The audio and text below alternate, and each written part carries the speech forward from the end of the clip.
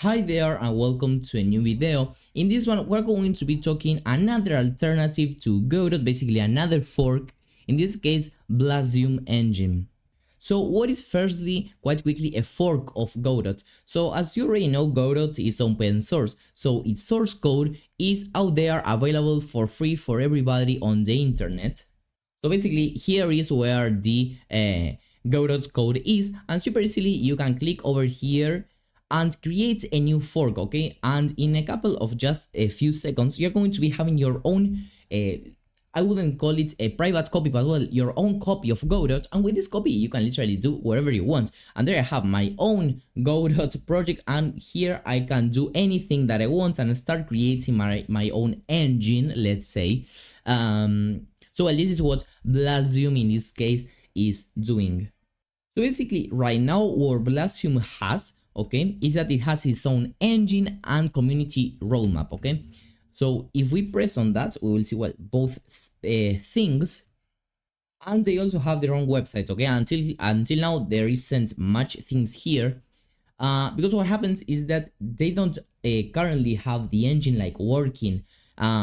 These are the only two things that they have. Besides that, they also have the documentation, but well, it is just the exact same thing as the one of Godot, just that it has its logo changed. But well, they are currently working on, as soon as possible, of course, releasing a version, okay? And maybe this could be a version with the only features, well, if we can call them features, of just changing the logo and the colors of the engine. Or they could actually be taking a little bit more time to not only do that, but also implement some new features. Because let me tell you this, there are actually some other forks going on. I believe that the most known one by far is Godot. It has over 20k of followers here on Twitter. So this is once again a fork of Godot. But well, the main let's say advantage of Godot is that as it is the most known one, it has the most number of developers, so they were able to actually have a release here. So this release didn't bring up much. They just implemented this horizon color over here, and they just rebranding the UI, okay? So now we have, for example, these buttons in red, and the UI in general was in red, and the logo was changed. Nothing else, okay? So the idea was just to say, hey, okay, we do have our own versions, we are going to be managing it, but they didn't implement anything else, okay? But well, maybe Blazium, as they saw that some people actually maybe couldn't understand or didn't like the fact that Godot literally just, let's say, published a new version with nothing. That is what they say, okay? Maybe Blazium, what it's doing is maybe taking a little bit more time to not only rebrand the engine with a new color and logo, but also to put there some interesting, some juicy features to avoid making the community feel a little bit annoyed, okay? Or just avoid having the feeling of this is just a copy, okay? But what Godot doesn't have right now is an official roadmap, okay? So this is what, let's say, Blazium is trying to take advantage of, because Godot has its own roadmap on development. They are currently creating it, but well, it is not currently out. They have said, okay, yes, we want to create our own engine that we are going to be managing ourselves. We want to keep parity as much as possible for as long as possible with Godot. But well, there isn't like, okay, we're going to be doing firstly this, then this, then this. Blazium does have this. So for example, we have two roadmaps, the one of the engine itself and the one from the community. So if we go to the engine, we can see in real time how everything is changing. So this is quite interesting. So for example, right now they are doing the exact same thing as Godot was doing, basically rebranding the engine. And they are also planning it on releasing it on Metastore, on Google Play and Apple Store, and it seems that these two, until right now, they are ready, but well, they already have they still have to like publish these changes. They also want to release it on Steam, itch.io, Windows Store, Epic, I assume this one is the Microsoft Store, Epic Games, creates a torrent for the engine to basically be able to download it, I believe. And for example here, as I was mentioning, these ones are in progress, okay? These ones are not in progress, they are the next ones in the queue. But well, indeed, here they are trying to implement some new features, okay? They are not just trying to, okay, get the release as soon as possible, working with a new icon, whatever. I believe they are going to be trying to actually implement something new, as what is stated over here. We also have here a status board. So I think yes, this is just the exact same thing, I believe, yes, but that it is just in another layout.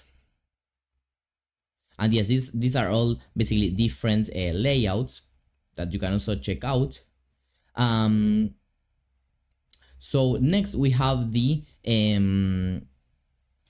community roadmap.